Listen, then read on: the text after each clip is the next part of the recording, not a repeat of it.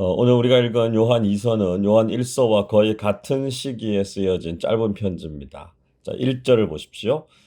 장로인 나는 택하심을 받은 부녀와 그의 자녀들에게 편지하노니 내가 참으로 사랑하는 자요 나뿐 아니라 진리를 아는 모든 자도 그리하는 것은 이렇게 말씀합니다. 이 편지의 발신자는 장로인 나라고 소개하고 있습니다. 이 장로라고 하는 헬라어 단어 프레스비테로스라고 하는 말은 나이가 많은, 연륜이 있는 이라는 뜻을 가진 형용사 프레스비스라는 말의 비교급입니다. 일반적으로는 연륜과 인격을 존경해서 부르는 칭호였는데요. 이것이 우리 장로교의 용어로 쓰이면서 목사와 장로를 통칭하는 말이 됐습니다. 우리 교단을 가리켜서 대한예수교 장로회라고 하는데요. 이 장로라는 영어 단어는 프레스비테리언이 바로 이 헬라어 단어에서 나왔습니다. 여기에서 장로인 나는 바로 사도 요한을 가리킵니다. 수신자로 등장하는 인물은 부녀와 그의 자녀들입니다. 이 부녀라고 하는 헬라어 단어 퀴리아라고 하는 말은 여성 명사로 쓰였습니다. 자, 이 인물이 누구인지에 대해서 여러 가지 의견이 있습니다. 먼저 특정한 여인들과 그 자녀들을 가리킨다 이렇게 보는 견해가 있습니다. 그래서 예수님과 가까웠던 마르다라고 보기도 하고요. 신앙이 돈독해서 예수님을 따랐던 여인들 중에 한 사람일 것이라고 추측하기도 합니다.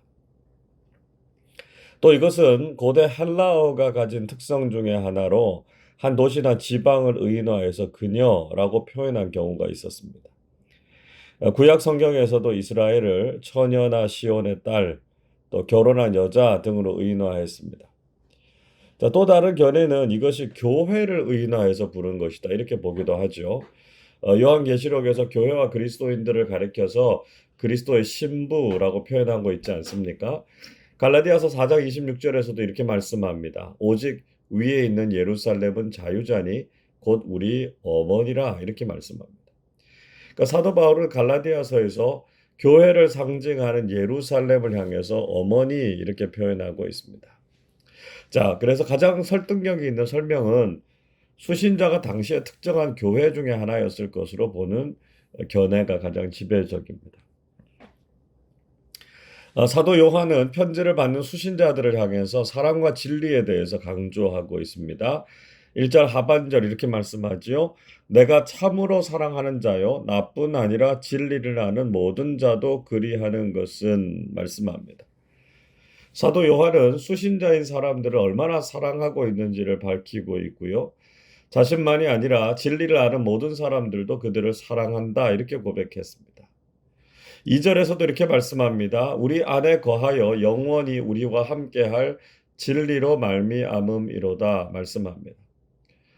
사도 요한은 진리가 우리 안에서 영원히 함께해야 할 것을 강조했습니다. 자, 3절도 이렇게 말씀하죠. 은혜와 긍휼과 평강이 하나님 아버지와 아버지의 아들 예수 그리스도께로부터 진리와 사랑 가운데서 우리와 함께 있으리라. 요한은 은혜와 긍휼과 평강이 어디에서부터 오는지를 말씀하고 있습니다. 그것은 오직 하나님 아버지와 예수 그리스도로부터 오는 것인데 진리와 사랑 가운데 있을 때 우리의 삶에 임하게 된다는 것입니다. 우리는 오직 진리와 사랑 안에서 신앙생활을 해야만 하나님께서 주시는 은혜와 평강을 누릴 수 있습니다. 사도 요한은 계속해서 우리의 신앙이 진리와 사랑 위에 있어야 할 것을 강조하고 있습니다. 4절 보십시오. 너희 자녀들 중에 우리가 아버지께 받은 계명대로 진리를 행하는지를 내가 보니 심히 기쁘도다 말씀합니다. 요한은 무엇이 자신에게 큰 기쁨이 되는지를 말씀하고 있습니다. 교회와 그리스도인들이 하나님의 말씀에 순종하고 진리 안에서 행하는 것을 보니까 정말 기쁘다 이렇게 고백하고 있습니다. 우리가 어떻게 살아갈 때 하나님과 교회 지도자들에게 기쁨이 충만하게 될까요? 그것은 진리가 되시는 하나님의 말씀을 삶 속에서 행하면서 살아가는 것을 볼 때입니다.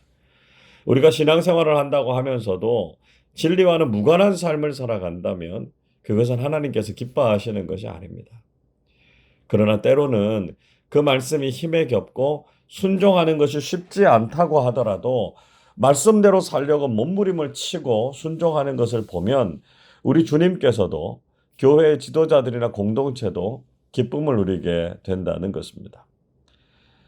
빌립보서 1장 3절부터 5절은 이렇게 말씀합니다. 내가 너희를 생각할 때마다 나의 하나님께 감사하며 간구할 때마다 너희 무리를 위하여 기쁨으로 항상 간구함은 너희가 첫날부터 이제까지 복음을 위한 일에 참여하고 있기 때문이라.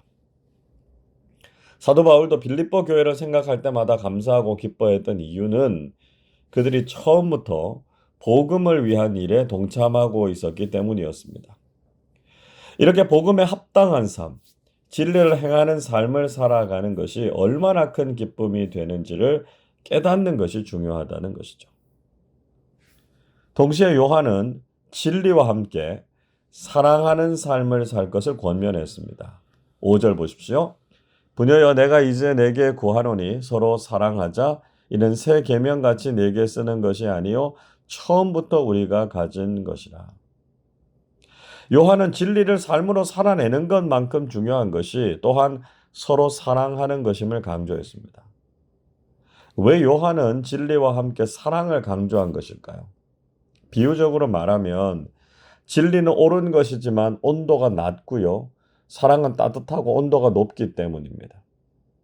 그래서 진리만 강조하다 보면 우리의 신앙이 바르게 세워지기는 하지만 공동체가 냉정하고 차가워질 가능성이 많습니다. 에베소 교회를 한번 생각해 보십시오. 에베소 교회는 이단들을 대적하기 위해서 진리를 위한 싸움을 아주 잘했던 교회였습니다. 그러나 문제는 지나치게 진리만 강조하다 보니까 예수 그리스도 안에서 누렸던 처음 사랑을 잃어버리지 않았습니까? 무엇이 옳은가의 문제만 강조하다 보면 우리는 신앙의 따뜻함을 잃어버리게 됩니다. 사랑이 없이 진리만 강조했던 극단적인 사례들이 바로 구약에서는 욥의 친구들이었고요. 신약에서는 바리새인들이지 않습니까?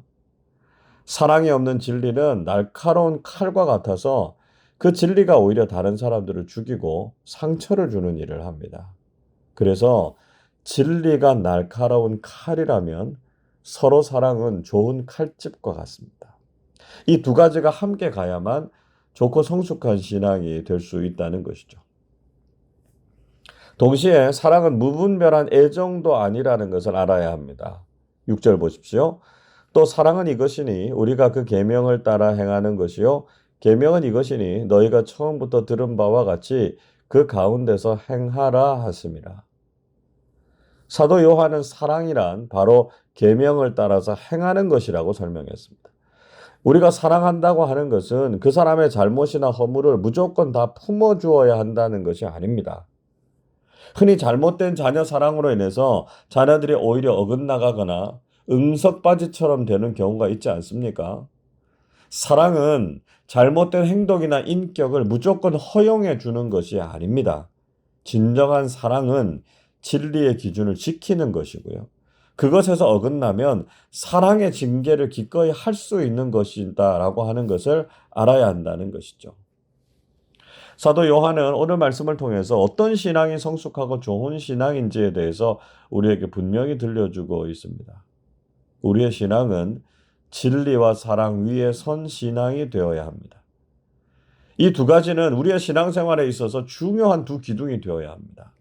사랑이 없는 진리는 냉정하고요. 진리가 없는 사랑은 방종입니다. 우리는 항상 진리 안에서 뜨겁게 주님을 사랑하고 서로를 사랑해야 합니다. 한 해를 마무리하면서 우리 모두가 진리와 사랑 위에 세워진 건강하고 아름다운 신앙을 가지고 주님의 기쁨이 되는 신앙생활 하실 수 있기를 주님의 이름으로 축원합니다. 기도하겠습니다. 하나님 아버지, 이 시간 저희들에게 진리와 사랑 위에 선 아름답고 성숙한 신앙을 가지고 살아가게 하심을 감사드립니다. 늘 하나님의 말씀을 가까이 함으로 진리를 깨닫게 하시고 형제 자매를 서로 사랑함으로 올바른 신앙인답게 살게 해 주옵소서.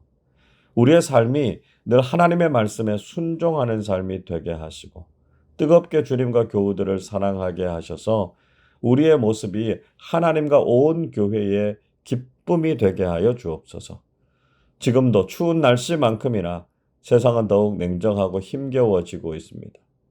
이때를 살아가는 우리 그리스도인들이 오늘도 세상을 더욱 행복하고 아름답게 만들어가게 해 주옵소서. 감사드리며 우리 주님 예수 그리스도의 이름으로 기도하옵나이다. 아멘.